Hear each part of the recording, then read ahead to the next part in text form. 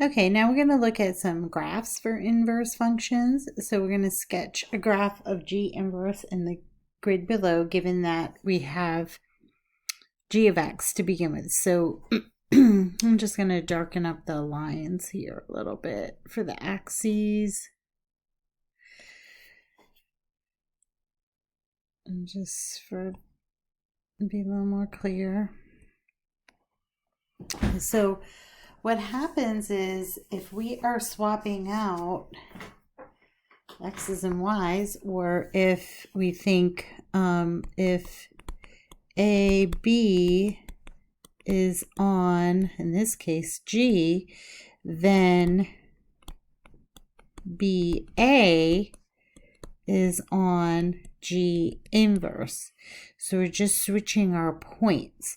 So I'm going to do this one in a bright color pink. So if we originally have this point, for instance, let's just start down here. I have the point, my grid's a little weird, but because I'm missing the line for 2, but that's okay. So I have the point 3, -2.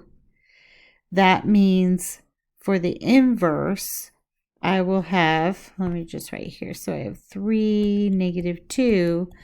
On my inverse, I'm going to have -2, 3. So let's put that in. So we have -2 and then +3 up here. Okay, so this point down here ends up over here. So look how that's reflecting. And we've talked about this before, that it doesn't reflect over the Y or the X axis. It actually reflects along this Y equals X, the diagonal that goes right through the origin there. So if you look at that as your paper that you're folding, you can actually just eyeball this and do it that way too. But just to show you some points to start with. So then we have, this is a key point here, 2, 0. So then I would have 0, 2 would be, I'm just jotting these over here, 0, 2 would be on my inverse, right? So this is the G inverse points. So 0, 2 is right there. I'm actually going to just jot these also off to the side, so they're out of the way, my 2, 0. Then I'm going to have another key point I can pick up is this one here. That's the point 0, 1. So I'm just not putting these actually on the graph itself, just having them off to the side. So then I would have 1, 0 on the inverse, and you can kind of see how that works, right? Then the next one, we would have this key point is -2. So it's -2, 2. So that means I would have 2, -2 on the inverse. So 2, -2. Okay, so you can kind of see how that fits. And then the last one I'll jot down here is -3. 4 is on my G, right? So that means I would have 4, -3 on my G inverse. So 4 and then -3 down here. So then you can see how these reflect, and that's my fold line, right? So now I'm going to go ahead and connect. Again, it doesn't have to be perfect, but if you were to take that and, fold it over that dotted line, Y equals X, and Y equals X, remember, it's just like if X is 0, Y is 0, if X is 1, Y is 1, so on and so forth. So that's it for how you would graph. You just can pick out some key points and kind of similar to how we did symmetry, and we did one like that. So I think that skill is a good one. So right here is where that we talk about that, these stars. Now let's look at h of y equals negative 1 over y. So it's kind of weird because we're calling y the input, which is, you know, just different, but that's okay. We're just going to switch up. Remember, we are going to switch h instead of y, we're calling it h equals negative 1 over y, and we're going to switch y with h. And then we are going to solve out for h this time, because that's our, you know, originally was our output, that's now our input. So we want to multiply both sides by h, and then we get hy equals negative 1, and then divide both sides by, remember now we're solving for h.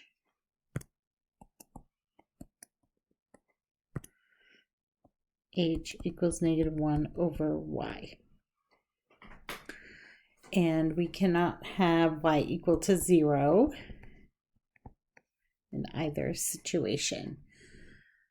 So what that tells me about the graph is, if I were to graph one piece of this, let me put in the little dashed line, and I am gonna sketch it. It's just a mirror image of itself. So I'm just gonna sketch this. Is the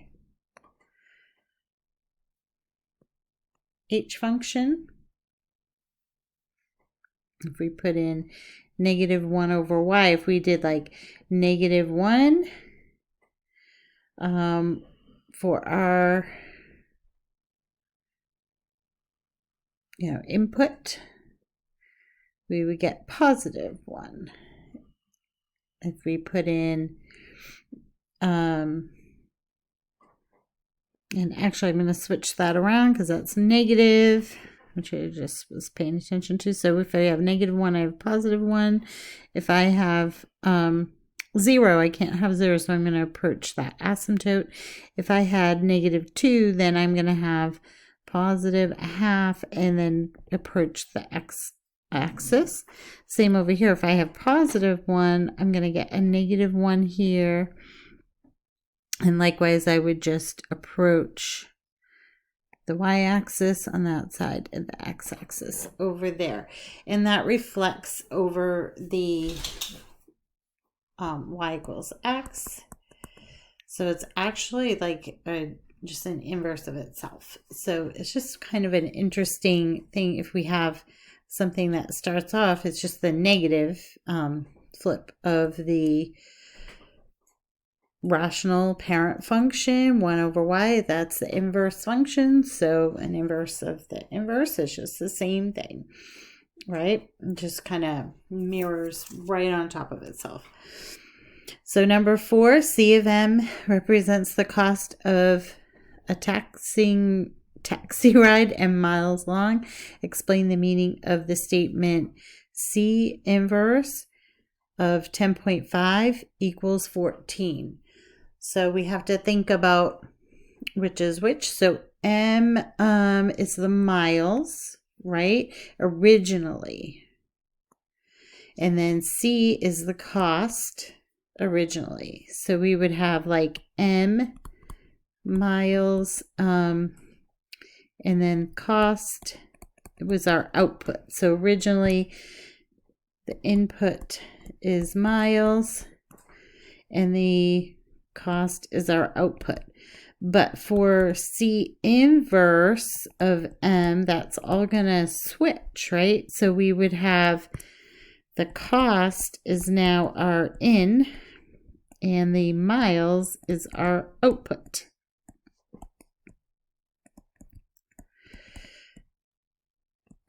So inside here, this is input. And which one is that? That's cost. So now this says $10.50 if we think of it that way. And then this now is our output instead of our input. Is our miles is 14 miles, right? So in other words, you're just wording it the other way around, saying it will cost $10, or for $10.50, I can go 14 miles. You may think of it that way. For $10.50, like if that's what you had and you could put in, then your output would be the 14 miles. I can go 14 miles. Okay, so that's sometimes we have word problems with these and you're just kind of thinking around the other way. But this is a good setup here to start with. Like, think, okay, if it's miles is input, it costs output originally, how does that look when I switch it around? Just kind of switch it around in words, and that really helps you track instead of looking at this and being like, what the heck does that mean? So let's do an example with a graph here. If we have a quadratic, and what's going to happen with that, because in order to have an inverse, if it to stay a function, we have to have it be fitting the function rule, right? To have a unique, we can't have any 2 points having the different inputs. So we'll look at that, like things like if it comes out like this, it has to pass the vertical line test, right? So we have to have a unique y for every x. All right, so let's see what happens with things that are shaped like a parabola. To start with, they fail what's called the horizontal line test. It's not one-to-one. It fits the function definition, but because I have a two different x's can go to the same y, that's okay. But if then I'm turning this around to be an inverse, we're going to have a problem there, right? It's not going to be a function. But think about, like, if I only took 1/2 of it, that would be a function, right? It would be okay, because if I start 1-to-1 and then I turn it and I only have this piece and not that one, I'm still good. So let's graph it and see what happens. So to start with, I can find my zeros by factoring that. X times x minus 4. So just go ahead and plot that parabola. I'm going to let you do that on your own, and I'll put it. Okay, so there I have my graph. Just a review of plotting points for parabolas. You would factor it. You can figure out your x-intercepts there. You can figure out your x value of your vertex by either saying, okay, well, I know that's going to be dead set in the middle, so it's 2. But also you could have done minus b over 2a and get 2. But regardless, you have to plug that 2 back into the function here. 2 squared minus 8, I would get -4. So that's my vertex right here. So that's how I figured that out. So now what happens is if I want to graph the inverse, I'm going to reflect over the y equals x. So remember, if I have the point 2, -4 originally here, I'm not going to put that up, but in my other one, which will be my new vertex, I'll have -4, 2 on f inverse, right? So that would look like this, -4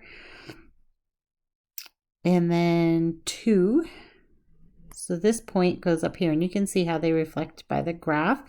If I have 0, 0 on the original, I'd also have 0, 0. If I have 4, 4, 0, then I would have, on the new one, I would have 0, 4. Let's get rid of that. So 0, 4 would be up here. And then I can just quick sketch that. So it goes like that. And oops, we fail the vertical line test. So what do we do with that? What we can do is just take one piece or another of the graph. We can restrict the domain. So if we restrict the domain of the original, then we're good. So we must restrict domain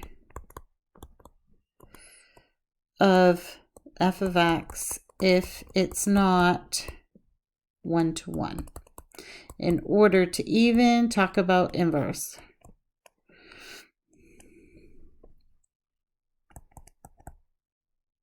Okay, so I'm going to restrict this to be this negative piece here on my original. So I'm just going to now make the domain be negative infinity to 2. So I could say x is less than or equal to 2. Okay, so I have that piece. And that was the part that flips over to this side right here. Because if I had 0, 0, I would still have 0, 0. So that's the chunk of my new one. So I'm going to take that red line and make it be, I'll just use a really dark blue to kind of be in keeping with that. So this is my inverse. So this is F inverse, and this is F with that restriction. Okay, so, and I can just check the points. If I did the pink part, like the pink part, I would have, this would be the inverse for the pink. So I hope that helps you get, grab onto the idea of what the graphs look like and what we deal with when we have non-one-to-one functions. So for a function to be invertible, have an inverse that's also a function, it must be 1-to-1. Every output gets paired with exactly one input. This means no 2 points can have the same x value or the same y value. So that was how we restricted that. Then we ended up with a 1-to-1 function. The graph of a 1-to-1 function must pass a vertical or horizontal line test, meaning no vertical or horizontal line should cross through the graph more than once. All right, now we're going to look at when we have a function and we restrict it. So that's that same graph that we're looking at, and how algebraically we would find the function and how that relates, and then what the domain and range are for that. So first thing I want you to do for classwork, you can find G inverse by the methods that we used before. We're just going to have to be careful when we look at our domain and range at the end. Okay, so a hint for this is, in order to solve for y, we want to use the completing this square method. Will work out really nicely here. If I add 4 half of b squared to both sides here, then that's going to work out nice. So you can review completing this square. I think there's some videos posted way back at the beginning in the extra video section, but if you're not sure, just search something or let me know and I'll send you one. Okay, so I add 4 to both sides, and then I write my perfect square trinomial as a factor squared, the y minus 2 squared, and then I end up with, I want to solve out for y, so I want to take the square root of both sides, and we think plus or minus, but in order to keep our thing below our range on this has to be less than or equal to 2, because remember that's what our starting domain for our original was. So we have to think about that. That's why we're going to choose the negative on this. So we end up with, this will reduce out, and we end up with negative square root of x plus 4 equals y minus 2, and then I'm just going to add the 2 to both sides. So I get negative square root of x plus 4 plus 2 equals y, and what I really want is g inverse of x equals negative square root of x plus 4 plus 2. And that is my inverse for this quadratic, and I will write my domain as x greater than or equal to negative 4. So that is what we can figure that out from here, right? But it also matches up to what the range is of this. My range, no matter what I put in there, is always going to be bigger than or equal to negative 4. And then my range on the inverse has to be less than or equal to 2 to match up to the domain here. So remember, those have to swap. So we want to make sure we write those down. So that's it for this video. These are pretty challenging concepts on this, so don't worry too much if that takes you a bit to get. Just try the best you can. And thank you for watching. Have a great day.